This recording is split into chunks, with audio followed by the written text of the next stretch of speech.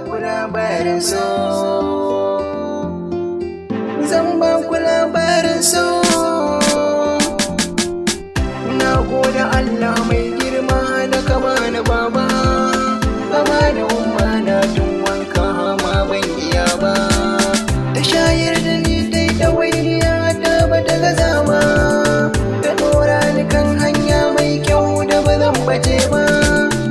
Na fara miƙewa tun komai ban sani ba, yau gashi na tasa girma ya zo ku duba. Tun daga nan na fahimci faso shi ba abin zagi ba, masu zagin sosai ku bari idan hakan bai dace ba.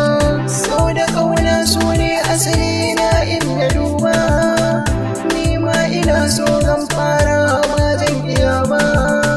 Ina so na yau so na gaskiya ba yaudara ba, matar da kirki ce a gani na ne ba zan samu ba, amma abin ya sha bambam tunani da ba a hakan ba.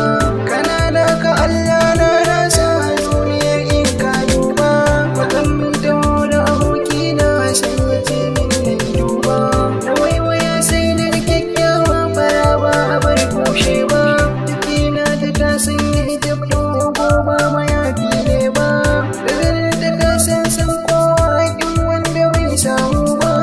Na samu wacce nake so zuciyata a nan ta kwanta, cikin duniyar mata ko an duba ta babu irinta.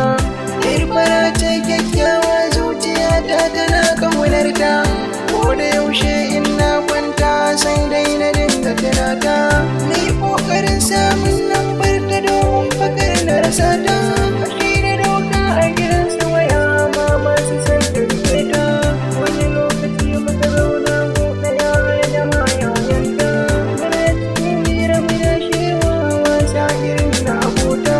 Na ɗago kaina zan magana sai na hango fuskarta, sai na taɓa shi na ce ga wacce zan baka labarinta. Zuciyata na ƙaunarta ya zan yi same ta, sai ya kalle ni ya ce wannan dama kawai maganarta. Sai na ce masa abokina yaya na bar maganarta, sai na gefe na ya tafo ni ya ce ya zamo yayanta.